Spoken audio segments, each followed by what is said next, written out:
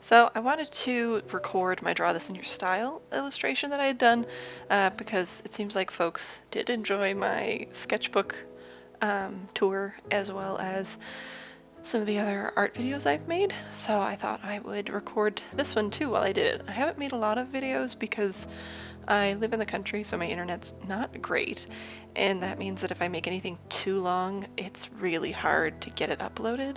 There was a while where I was doing vlogs for my Patreon, but just the way our internet is, it wasn't really useful. And then I sort of just stopped doing videos entirely at that point because it's a lot of work, and I do work full-time at my day job as well as trying to fit this stuff in around it. But I thought, at least through the winter, if I can make short, like 10 to 15 minute videos, I can load those up. Those won't be too bad to edit. I can do them like on a Saturday afternoon or a day off and try and keep up with it. So I went for it this time. So for the Draw This in Your Style, I actually had gone to my Patreon and asked my patrons for some help because I knew I wanted to do some sort of mushroom creature. I've been playing a lot of Animal Crossing, and the mushroom event started, or mushroom harvest time started with all the patterns and the neat furniture, and it was really cute and I really liked it. And then I was seeing other people do mushroom illustrations, and then I did a little mushroom study. Long story short, or long story long, I guess, I really wanted to make a mushroom creature. And I did do a plant deer last time, so I kind of cheaped out. But I had drawn a little mushroom deer, a mushroom, it was like a groundhog or a rodent, and a mushroom bird. And personally, my favorites were between the bird and the deer, and my patrons, a handful of them, liked the deer too, so I decided to follow through with that. When I do illustrations that I don't plan on giving away or selling, or I just don't want to use my good watercolor paper on, I tend to draw them in my multimedia sketchbook, so who knows, maybe I'll make a print of this at some point. You probably won't be able to buy the original because it'll just be inside my sketchbook. But I also enjoy that because that means that on the back side of the previous page I can do all my sketching and kind of get things blocked out and figured out, and then on the main page, like I do with my monthly challenges, I can do the actual illustration. And as you can see, I was having a lot of trouble drawing this deer's stupid head. It was annoying the hell out of me. I finally got the design down though, and the problem was I kept trying to fit the antlers inside of the frame that I'd built, and then I thought, I'm not cutting this out. let's just have it break the fourth wall. It'll be fine. So the design I'd come up with, I kind of liked the big crown of mushrooms up on top of the antlers, something that was kind of imitating an antler's, like a set of tines on the ends of an antler, like the rack, if that makes any sense. I had thought about doing just like single long mushrooms. I'd thought about doing it as just like a deer, but the mushrooms were growing out of the flesh, and I ended up really liking this crown of mushrooms look. Basically like when a whole bunch of mushrooms grow in a cluster out of a log or something. So I really wanted to play with that, so I went through and I kind of put them in. I didn't use a specific mushroom species at first when I was drawing them, but it ended up falling on like the fly agaric type mushrooms, those red ones with the white spots, and the especially at that point where they have the little skirt that they like grow out of and they get up to the top, and their skirt stays around the base of the stem. So I was having fun drawing all these little mushrooms and all their different stages of development, and I thought it turned out really cute. I like drawing the little deer just sort of laying there comfortably. I was thinking about doing a more dynamic pose, and I thought, no, this is a Draw This in Your Style, so I kind of want to make it more about the character than about the illustration, if that makes sense. So there was something that people could take inspiration from. So you could draw it still lying down, you could draw it running through the forest, you could draw it with a different type of mushroom antlers, you could draw it with like the baby version of it, you could draw an old version of it, you could draw it after a molt season, so one of the mushroom antlers have fallen off and it's only got one stuck on its head. Anyways, I thought if I did it nice and simply, then it could be something that people could build off of and do something more interesting with. So as you can see, I'm inking here. I use Micron pens to ink, usually with this type of stuff. I sketch in ballpoint pen, but I ink with Microns. I find they're usually really clean, and I can tell pretty early on when they're starting to dry out, which I really like because then I can kind of not use the drying out ones for bigger projects. I can use them for like little illustrations until they're all dried up.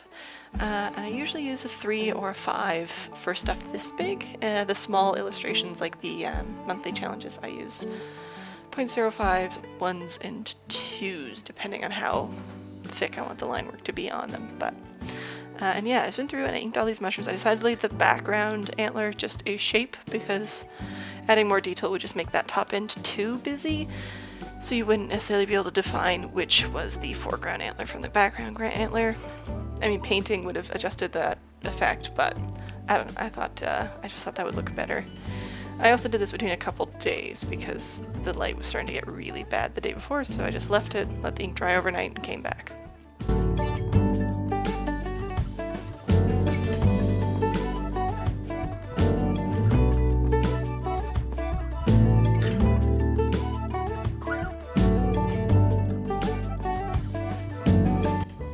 So as you can see, I'm using beam paints. They're ones that I've bought recently. I have one set that I bought last winter, actually, or spring, early this spring. No, Junicorn. I bought them during Junicorns. I got them in June, or a little bit before. And then the little cookie there, the one in the birch tree round, those I got just a little while ago, actually, from a giveaway, which was really nice. And I love these paints a lot. They're really highly pigmented and they go down really smooth. The only issue I ever have, oh, good job, Megan. I forgot I did that.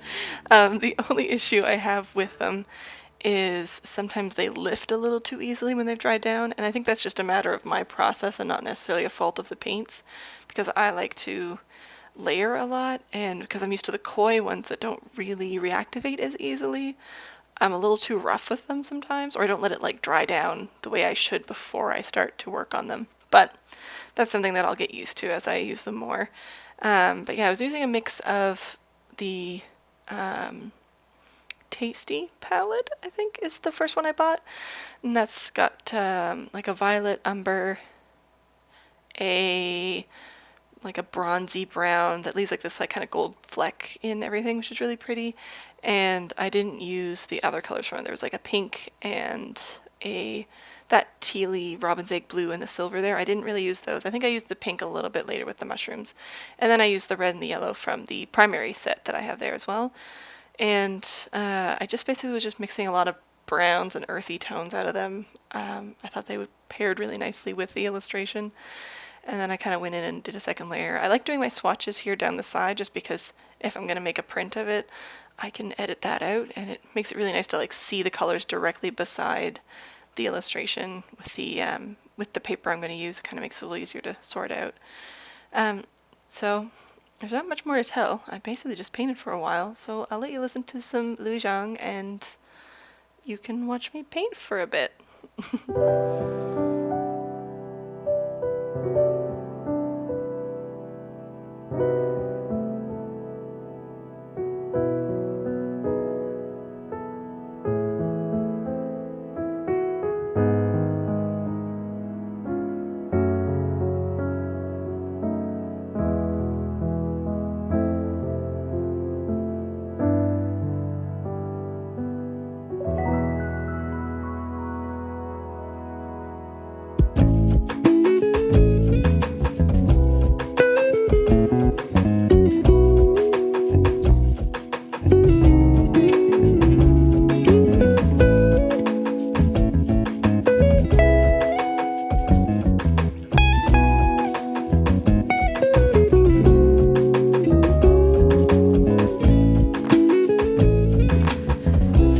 While I did end up going with like a fly agaric type color for the little mushrooms once I get painting them, I didn't really want them to be any specific species because I wanted people to draw their own mushrooms.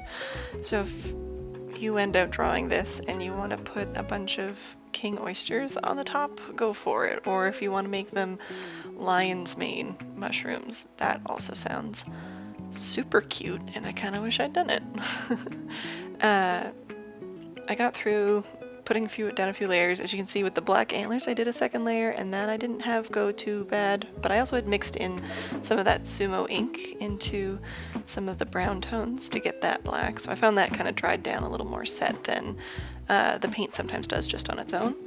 The Sumo ink is also the source of the ink explosion you see on the corner from last year's Inktober, when I tragically spilled probably 2/3 of a bottle of ink. That bottle of ink.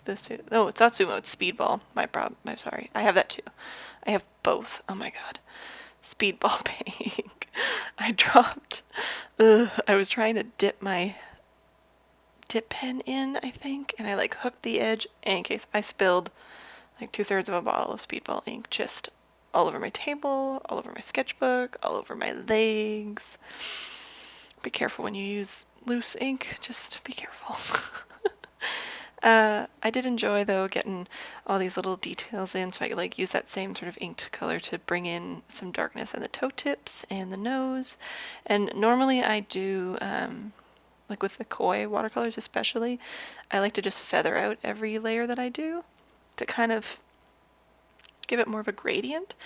But like I said, with this one I was finding they were lifting a little bit easier than I was used to in the past. So what I ended up doing with those was I, instead of trying to feather everything out and worrying about overworking all the edges, I tried doing it where I sort of just created a texture on the edges so that they kind of would blend out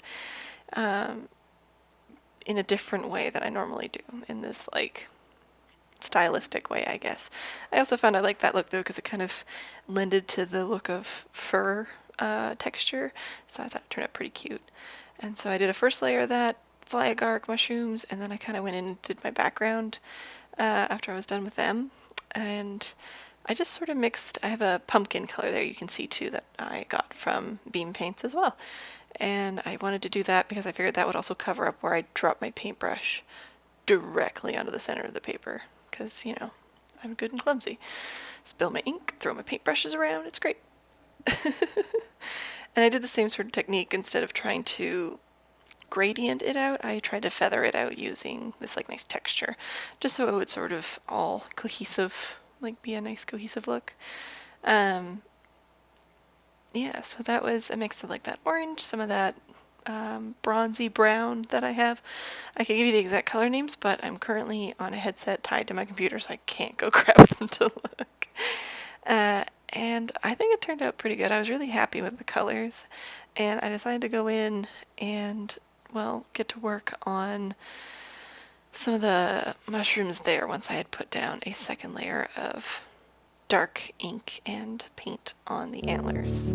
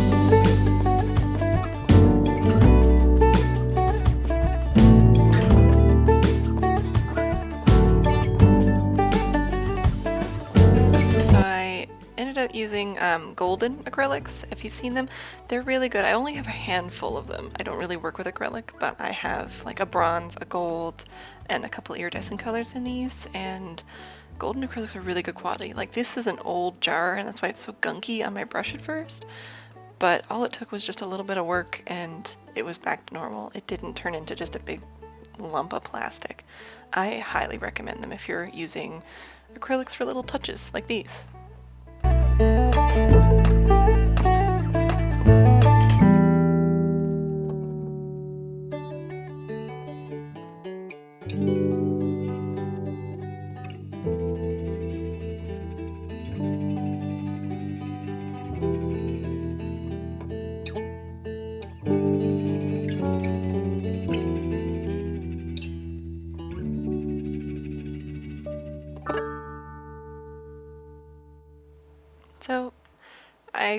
you enjoyed watching me illustrate my new Draw This in Your Style and my little mushroom deer. If you want to take part, do so. You can tag hashtag Magia DTIYS so that I can see them. And if you post them on Instagram, tag me in the post, anything like that. I'm trying to feature any of them that I see in my stories. And I hope you all have a great time. Thanks for watching. Bye.